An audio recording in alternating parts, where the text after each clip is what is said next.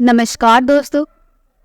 आज मैं आपको सुनाने जा रही हूँ पिता के मरने के बाद जब बेटी बहू ने बूढ़ी माँ को गला दबाकर मारना चाहा तो बूढ़ी माँ ने बेटी बहू को सिखाया ऐसा सबक कि राधा जी आंगन में बैठी अपनी दोनों बहुओं पर हुक्म चलाया करती थी। वो बहुओं से कहती कि मेरे घर में जो कुछ भी होगा मेरे द्वारा बनाए गए नियम के अनुसार ही होगा। दोनों बहुएं उन दिनों एक पैर पर खड़ी रहती। राधा जी ने जो कह दिया समझो वह पत्थर की लकीर हुआ करती थी, क्योंकि उन दिनों राधा जी के पति रामपाल जी ही घर का सारा खर्चा उठाया करती थी। वह एक रिटायर्ड सरकारी कर्मचारी थे। उन्होंने अपने जीवन भर कम खर्चा करके और उन्होंने अपनी दोनों बेटे के भविष्य के लिए जहाँ जहाँ उन्हें उचित लगा वहाँ प्लॉट खरीदा, कहीं खेत खरीदा और अपने दोनों बेटे मोहित और रोहित को अपने शहर के सबसे बड़े स्कूल में पढ़ाया। प्राय देखा जाता है बड़े स्कूलों में अमीर बाप के बेटे ही ज्यादातर पढ़ने जाया करते हैं, तो उनके शौक भी बड़े बड़े होते हैं। उन्हीं की संगति मोहित और रोहित ने भी की थी। वे दोनों भी उनकी बराबरी करने के लिए अक्सर अपनी माँ राधा जी से पैसे मांगा करती थी। अगर वह पैसे देने में ना नुकुर करती तो कई बार पैसे चुरा कर ले जाते, जिससे उनकी आदत बिगड़ चुकी थी। क्योंकि माता पिता जो कुछ भी कमाते हैं उनके बच्चों के लिए तो होता है। ऐसा सोचकर राधा जी कभी कभी जानबूझकर भी अपने बेटे को कुछ नहीं कहती थी, जिसके परिणाम स्वरूप एक दिन ऐसा आया कि दोनों बच्चे बड़े होने पर इतने ढीठ हो गए कि अपनी माँ को तो कुछ नहीं समझते थे। थोड़ी मान मर्यादा कर लेते थे तो रामपाल जी के जिंदा रहते हुए, वरना उनकी मृत्यु के बाद तो राधा जी का उनकी जिंदगी से मानव अस्तित्व ही खत्म हो गया था। राधा जी ने सिर्फ इतना ही तो कहा था कि बेटा मेरा चश्मा टूट गया है, वह भी 15 दिन पहले बताया था। जब दोनों बेटों बहू ने ध्यान ही नहीं दिया तब बेचारी ने दोबारा आज फिर से बड़े बेटे मोहित से कहा था, क्योंकि एक बार राधा जी के पति रामपाल जी की मृत्यु अचानक हार्ट अटैक आ जाने के कारण हो गई थी। तब राधा जी उनकी मृत्यु के सदमे से बाहर ही नहीं आ पा रही थी। तब वही बड़ा बेटा मोहित ने बड़े ही प्यार से सहानुभूति पूर्वक कहा था, माँ आपको किसी भी चीज की जरूरत होगी तो मुझसे कहना, मैं आपको लाकर दूंगा। अगर कभी मैं किसी काम में व्यस्त हो जाऊंगा और आपकी जरूरत का सामान नहीं ला पाया तभी आप किसी दूसरे से कहिएगा। यह आपका श्रवण कुमार जैसा बड़ा बेटा आपकी सेवा में हमेशा हाजिर रहेगा। अपने बेटे की ऐसी प्यारी प्यारी और दिल को छू लेने वाली बातें सुनकर राधा जी बाव बेबोर हो गई थी और अपने दोनों बेटों को अपने सीने से लगाकर खूब रोई थी और उन्हीं के सामने अपने पति की तस्वीर से बातें करते हुए उन्होंने कहा था, देखा आपने तो मुझे इस भरी दुनिया में छोड़ दिया और मुझे हमेशा साथ निभाने का वादा कर कर चले गए, लेकिन एक काम आपने बहुत अच्छा किया है कि इतने अच्छे और प्यारे बच्चे मुझे दिए। देखिए ना, ये दोनों मेरा कितना ध्यान रखते हैं। मुझे मनाने के लिए आए हैं और कह रहे हैं कि मेरा हमेशा ध्यान रखेंगे। कहकर वह उनकी तस्वीर के सामने ही खुशी और आश्चर्य मिश्रित भाव लिए बिलक बिलक कर रो पड़ी। राधा जी का रोना सुनकर दोनों बहुएं रीना और मीरा भी आ गई। उन दोनों ने उनके रोने का कारण पूछा तो उनके पतियों ने उन्हें चुप रहने का इशारा कर दिया। राधा जी कुछ देर तक रोती रही, फिर उनके दोनों बेटों ने उनके आंसू पोंछे और अपने कंधों का सहारा देकर उन्हें उठाया और डाइनिंग टेबल पर ले गई। उस दिन सभी ने मिलकर खाना खाया। धीरे धीरे अब राधा जी को अच्छा महसूस होने लगा था। अब दिन प्रतिदिन उसके स्वास्थ्य में सुधार आने लगा। अब से पहले वह ज्यादा खुश रहने लगी थी। महीना के पहले सप्ताह होते ही राधा जी को उनके बेटे बड़े ही मान मनोहार के साथ पैक में लेकर जाते हैं उनके हस्ताक्षर करवाती हैं और जो बेटा उन्हें लेकर जाता, समझो उस महीने के सारे पैसे उसी बेटे की हो जाते। महीने के पहले सप्ताह में तो दादाजी का बहुत ही मान सम्मान होता है, लेकिन जैसे ही पैसे हाथ में गए, समझो दादाजी कौन है। दोनों बेटे और बहू के व्यवहार में इतना फर्क आ जाता कि वे उन्हें पहचानते भी नहीं।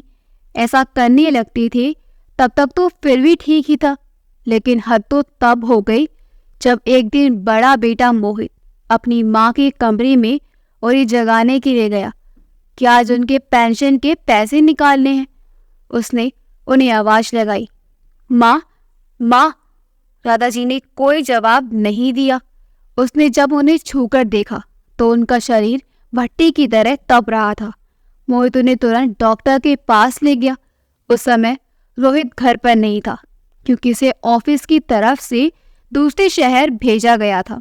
मोहित ने उसका फायदा उठाया। उसे अपनी माँ से कहा, माँ, आपकी तबीयत बहुत ज़्यादा खराब है और आपके इलाज के लिए पैसों की ज़रूरत भी होगी। रोहित भी घर पर नहीं है और मेरे पास भी पैसे नहीं हैं, इसलिए आपके अकाउंट को मेरे अकाउंट से जोड़ देते हैं ताकि मुझे पैसे निकालने में आसानी होगी और हर महीने आपको बैंक जाना भी नहीं पड़ेगा।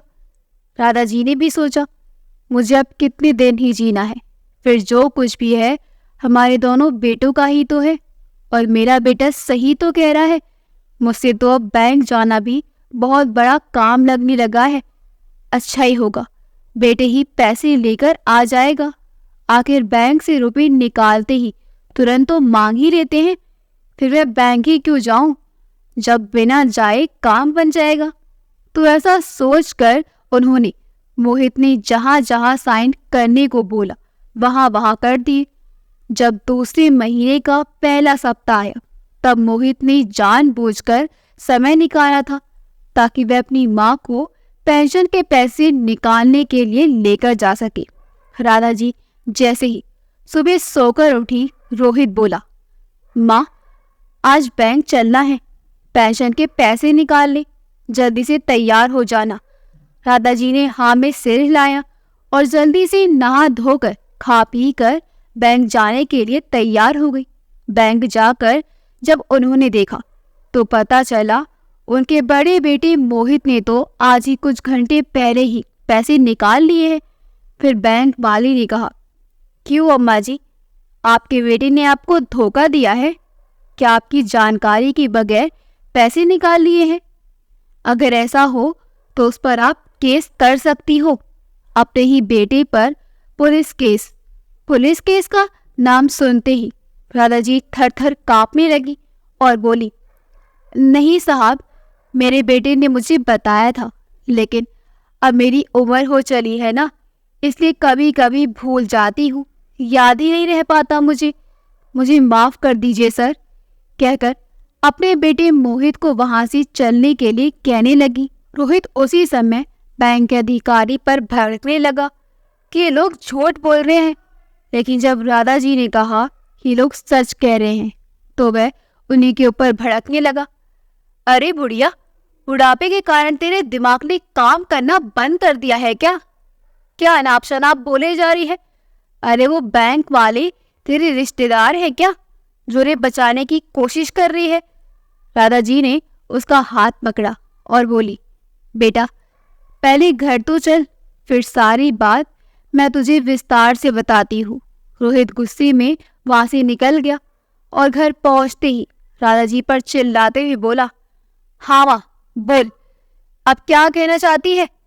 दादाजी बोली, बेटा दरअसल उस दिन जब तू अपने ऑफिस की तरफ से दूसरे शहर गया हुआ था, उसी दिन मेरी तबीयत खराब हो गई और मोहित के पास पैसे नहीं थे मेरे इलाज करवाने के लिए, और मैं बैंक भी नहीं जा पा रही थी, इसलिए उसने मेरा और अपना अकाउंट एक साथ जोड़ लिया। आज उसे याद आया होगा पेंशन के पैसे निकालने का, इसलिए निकाल लिए होंगे। तो इतना गुस्सा मत कर बेटा। हाँ तो बुढ़िया, आज मुझे वहां लेकर क्यों गई थी? रोहित बोला, बेटा उस दिन मुझे बुखार के कारण अच्छी तरह से याद नहीं था कि मोहित ने क्या कहा था, लेकिन जब बैंक वालों ने बताया तब मुझे याद आ गया कि हाँ, ऐसा ही कुछ मोहित ने भी कहा था। उस दिन के बाद से तो मानो दादाजी की दुनिया ही बदल गई। अब मोहित हर महीने उनके पेंशन के पैसे निकाल कर लाता और अपने खुद के लिए ही खर्च करता। रोहित जब भी मोहित से माँ के पेंशन के पैसों में से कुछ पैसे अपने लिए मांगता तो वो कह देता, घर के लिए राशन लाने में खर्च हो गए, माँ के लिए दवाई लाने में खर्च हो गई। ऐसे ही कुछ ना कुछ बहाने बनाता रहता। रोहित ने 1-2 महीने तो अपने भाई को कुछ नहीं कहा, लेकिन उसने धीरे धीरे हिसाब लगाना शुरू किया तो पेंशन के तो आधे पैसे भी खर्च नहीं होते थे।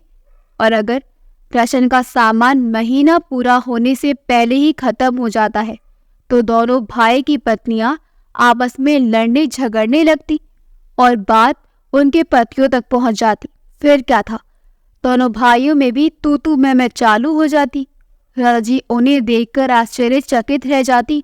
वह हमेशा यही सोचती कि हमने अपने बच्चों के भविष्य को उज्जवल बनाने के लिए ना ही कहीं बाहर घूमने गए, ना ही कहीं महंगे रेस्टोरेंट में खाना ही खाया। यही सोचकर कि अगर हम अपने बच्चों को अच्छी शिक्षा और अच्छी परवरिश देंगे तो यही बच्चे हमारे बुढ़ापे की लाठी बनेंगे। लेकिन यहाँ तो सब उल्टा ही हो रहा है। जिन्हें हम बुढ़ापे की लाठी समझकर हमें सुख देंगे सोच रहे थे कि तो उसके विपरीत हमारे बुढ़ापे में लाठी बनकर बरस रहे हैं और सुख देने की बजाय दुख दे रहे हैं। फिर भी दादाजी उनके रोज की लड़ाई झगड़े से तंग आकर एक दिन बोल ही पड़ी, अरे बेटा, वैसे आपस में लड़ाई क्यों कर रहे हो? बंद ही करो ये लड़ाई झगड़े। कैसे दिन के लिए हमने तुम दोनों को इतने बड़े और अच्छे स्कूल में पढ़ाया था। जब तक तुम लोग छोटे थे कई बार मैंने अपने पास के पैसे गायब होते देखा था, लेकिन ये सोचकर कुछ नहीं कहती थी कि चलो बच्चे तो हमारे ही हैं, आखिर हम कमाते किस लिए हैं और इन्हें शायद पैसों की जरूरत रही होगी और मुझसे कह नहीं पाए होंगे, इसलिए चुपचाप निकाल कर ले गए होंगे। लेकिन आज देख रही हूँ तुम दोनों अच्छा खासा कमा लेते हो, फिर भी तुम्हारे पिता के थोड़े से पेंशन के पैसों के लिए ऐसे लड़ रहे हो जैसे कोई दुश्मन हो। दादाजी का इतना कहना था कि रोहित तो क्रोध के मारे आग बबूला हो गया। उसने आओ देखा ना ताओ अपनी माँ के पास गया और उनका गला दबाने लगा। बेचारी राधा जी चारों हाथ पैर को फफाड़ने लगी। उसी समय उनके पड़ोस में रहने वाले राघव जी राधा जी से मिलने आ रहे थे। उन्हें देखकर बड़ा बेटा मोहित बोला, अरे रोहित, राघव अंकल आए हैं, उनके लिए कुर्सी लेकर वहीं बाहर आओ। बाहर कितनी सुहानी हवा चल रही है ना, और वाह, आप भी अंकल जी के साथ बैठिए ना, मैं अंदर जाकर आप लोगों के लिए चाय पानी की व्यवस्था करवाता हूँ। और राधा जी से आंखों के इशारों से ही कहा, खबरदार जो राघव अंकल किसे कुछ भी कहा तो। बेचारी राधा जी जो एक समय उसी घर में महारानी की तरह राज किया करती थी, उनका हुक्म सभी के लिए सराखों पर हुआ करता था। आज पति के चले जाने से उसी घर में उनका अस्तित्व कुछ भी नहीं रह गया था। अब वह उस घर में पुरानी कबाड़ की वस्तु के अलावा कुछ भी नहीं थी। वह बार बार यही सोचती रहती कि सिर्फ एक इंसान के रहने और ना रहने से किसी की जिंदगी में कितना फर्क पड़ जाता है। वह अपनी पुरानी जिंदगी के बारे में जितना ज्यादा सोचती उतना ही ज्यादा दुखी होती। वह अपने अतीत में खोई हुई थी कि उनके दोनों आंखों से मोती की तरह 2 बूंद आंसू लुढ़क कर उनकी गोरे गोरे गाल पर लुढ़क कर आ गए। उन्हें इतना ध्यान ही नहीं रहा कि उनके घर पर राघव जी आए हुए हैं। तभी राघव जी बोले, क्यों भाभी जी, आप इतनी उदास क्यों हैं? आज किस प्रकार की सोच में डूब गई हैं? आपको तो 2 बहुएं हैं और मेरे दोस्त ने आपके लिए इतना पुख्ता इंतजाम करवा रखा है कि आप सुनेंगी तो खुशी से झूम उठेंगी। और मुझे देखो, मैं भी तो अपनी पत्नी के बिना रहता हूँ ना। ये जिंदगी है भाभी जी, इसे हंसकर जियो चाहे रोकर, हम सबको जीना तो पड़ेगा ही। हाँ तो भाभी जी, मैं कह रहा था ना, मेरे दोस्त, मेरे यार, मेरे भाई ने आपके लिए पुख्ता इंतजाम करवा रखा है। तो सुनिए, वो खुशखबरी ये है कि आपको याद है, इंडस्ट्रियल एरिया के लिए बाईपास जाने वाली रोड बनने का सरकार की तरफ से अर्जी पास हो गई है। इसने मेरी और आप लोगों की ज़मीन भी रोड बनने वाले रास्ते में आ रही है, जिसकी कीमत सरकार करोड़ों में दे रही है और उस परिवार के किसी एक सदस्य को सरकारी नौकरी भी देगी। राघव जी के मुंह से इतनी अच्छी खबर सुनकर तो राधा जी का मन भाव विभोर हो उठा। उन्हें उस समय तो बड़ा आनंद आ रहा था, लेकिन कुछ ही क्षणों के बाद उन्हें वह सारी बातें याद आ गई कि किस तरह दोनों बेटे ने पेंशन के चंद पैसों के लिए हंगामा खड़ा कर दिया था। और अगर राघव जी उस समय पर ना आए होते तो आज तो रोहित ने मेरी जान ही ले ली होती। और मोहित भी कितना स्वार्थी लड़का है, खुद ने ही सारे पैसे बैंक से निकाल लिए। और जब मोहित ने मुझे इतना उल्टा सीधा कहा, गाली गलौज की, यहाँ तक कि जान से मार डालने के लिए गला भी दबा दिया, फिर भी उसे कुछ नहीं कहा। क्या हो गया है ये दोनों लड़कों को? ऐसा सोचते हुए राधा जी फिर से अपने अतीत में चली गई। तभी राघव जी ने उनकी आंखों के सामने चुटकी बजाई और कहा, क्या हुआ भाभी जी, फिर से कहाँ खो गई? तभी हड़बड़ाती हुई राधा जी बोली, हाँ भाई साहब जी, बोलिए ना, आप क्या कह रहे थे? राघव जी बोले, तो भाभी जी आपने क्या सोचा है? राधा जी बोली, किस बारे में भाई साहब? आपने क्या कहा? मुझे कुछ भी समझ में नहीं आया। मैं आपके सामने हाथ जोड़ती हूँ, आप मेरे बेटों के सामने कुछ मत बताइएगा और कल आप मुझसे मंदिर के पीछे बने गार्डन में कल मिलिएगा, ताकि आपके साथ मैं खुलकर बातें कर सकूं। राघव जी ने उनसे कहा, ठीक है, कल मिलते हैं, और उनसे अलविदा कहा और वहां से बड़े ही गर्मजोशी के साथ उठ खड़े हुए और वहां से बड़े फुर्ती के साथ चले गए। राधा जी तो उन्हें देखते ही रह गई। उन्हें उत्साह को देखकर राधा जी के मन में भी आया क्यों न वह भी पूरे आत्मसम्मान के साथ सर उठाकर जिए। दूसरे दिन राधा जी ने अपने हिस्से के सारे काम किए और बिना किसी को बताए चुपचाप अपने घर से निकल गई। ये सोचकर कि पहले वह कैसे जवाब दे देती थी, लेकिन आज क्यों नहीं दे सकती, उन्होंने आत्मसम्मान के साथ अपनी चप्पल पहनी और एक लकड़ी जिसके सहारे वह हमेशा चलती फिरती रहती थी उसे लेकर चली गई।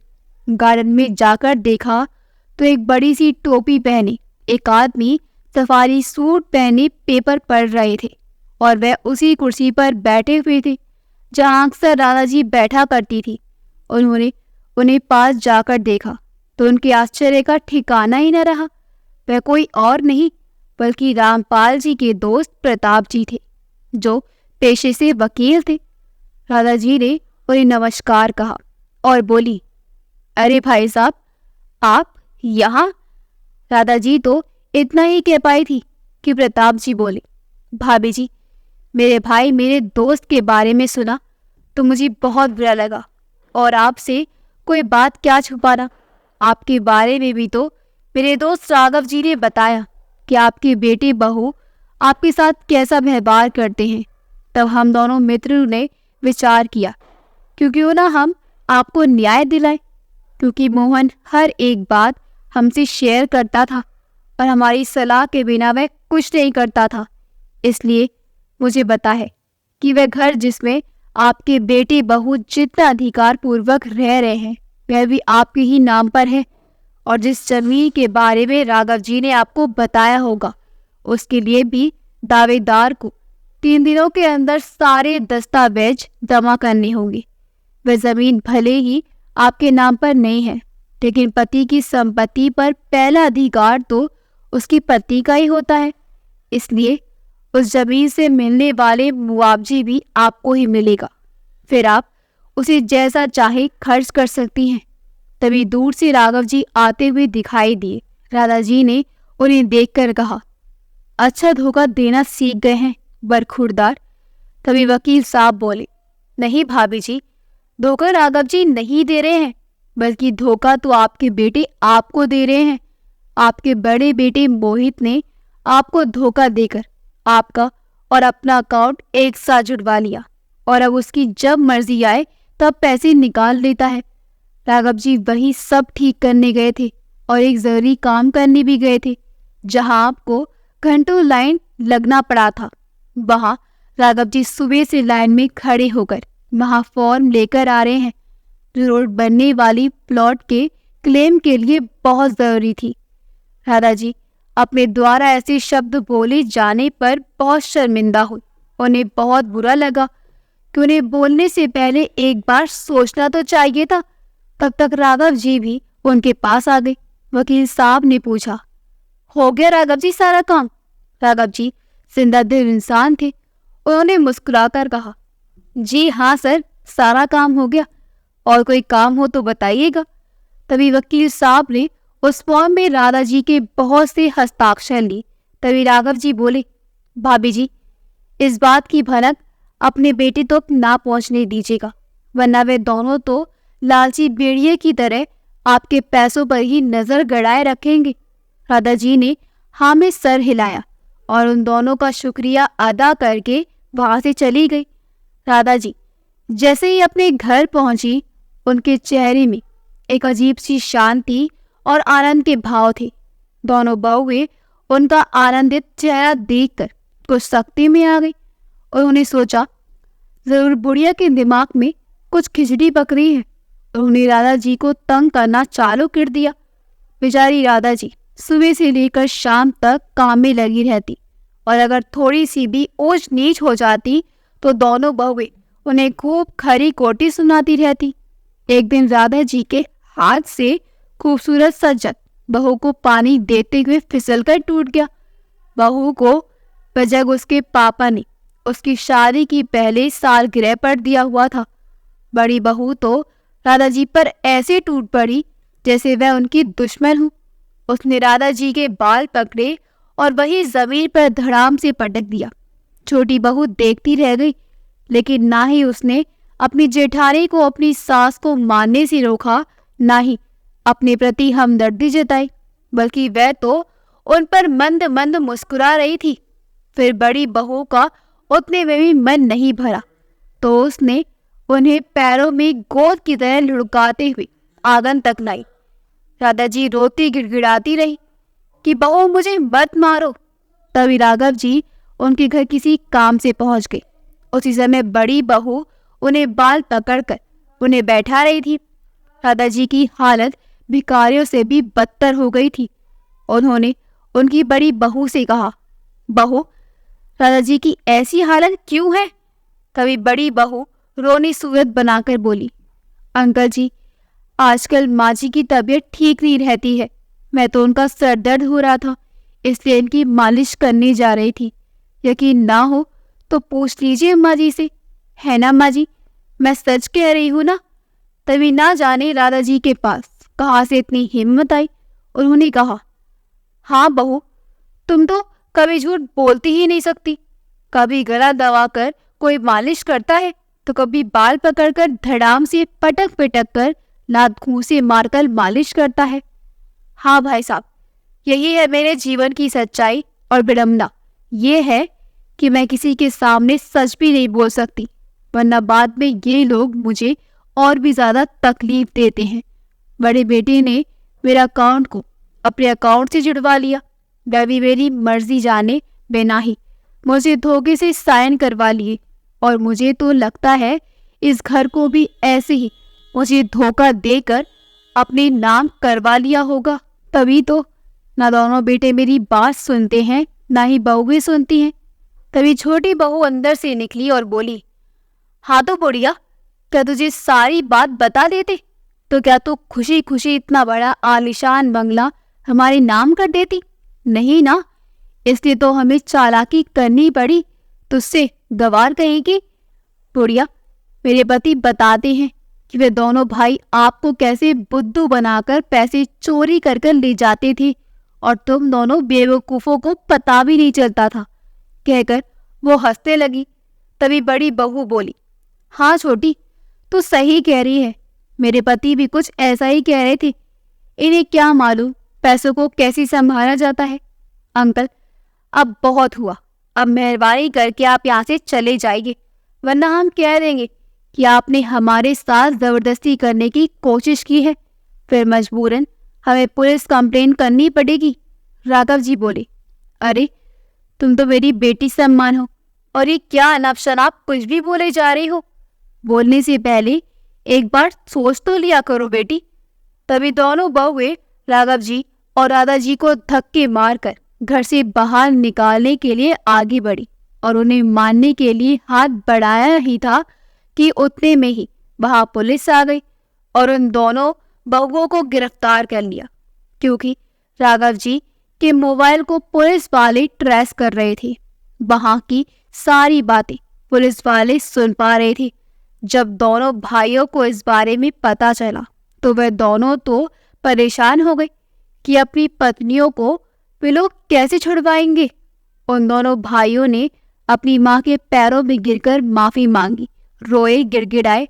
और जब राधा जी ने उनसे पूछा कि क्या उन्हें धोखे से वह घर भी अपने नाम करवा लिया है, कहते हैं ना, मरता क्या ना करता, बस यही स्थिति उस समय मोहित और रोहित की भी थी। उन्होंने अपनी सारी गलती स्वीकार की। राधा जी ने उन दोनों की बातें रिकॉर्ड कर ली और अपनी कंप्लेंट वापस ले ली, और उन्हें हिदायत दी कि अगर उन चारों में से किसी ने भी उनके साथ बदतमीजी की तो फिर से उन्हें जेल जाने से कोई नहीं रोक सकता। चारों बेटे बहू ने अपनी माँ से माफी मांगी और अपने अपने काम में लग गए। लेकिन फिर कुछ दिनों बाद राधा जी ने भी वे लोग जिस घर में रहते थे वह घर भी अपने नाम करवा लिया, और जिस प्लॉट से कई करोड़ रुपए मिले थे उसमें एक वृद्धाश्रम और वहीं पास में ही एक अस्पताल भी खुलवा दिया, ताकि उनके जैसे बुजुर्गों को किसी प्रकार की परेशानियों का सामना ना करना पड़े। बहू बेटों को जब उस प्रॉपर्टी के बारे में पता चला तो वह तो हाथ मलते ही रह गए और मन ही मन सोचते रह गए कि काश हम लोगों ने शुरू से ही माँ की सेवा की होती तो आज ये दिन नहीं देखने पड़ते, आज हम भी करोड़पति होते। लेकिन हमारे कर्म ही इतने गलत थे कि करोड़पति की बजाय रोडपति बन गए। उन्होंने बहुत कोशिश की कि अपनी माँ राधा जी को मनाने की कि वह उन्हें कुछ रुपए दे ताकि उनकी गृहस्थी भी संभल जाए, लेकिन राधा जी को अपने बेटी बहू की वह करतूत याद आ जाती और वह फिर से अपना इरादा बदल देती। तो दोस्तों, इस कहानी में राधा जी ने अपने बहू बेटों को माफ ना करके जो सबक सिखाया वह सही था या गलत? अगर आपको राधा जी की जगह होते तो क्या करते? अगर आपको हमारी कहानी अच्छी लगी हो तो हमारी वीडियो को लाइक करें, शेयर करें और हमारे चैनल योगी वॉइस को सब्सक्राइब कर दें। मिलते हैं अगली वीडियो में। आपका बहुत बहुत धन्यवाद।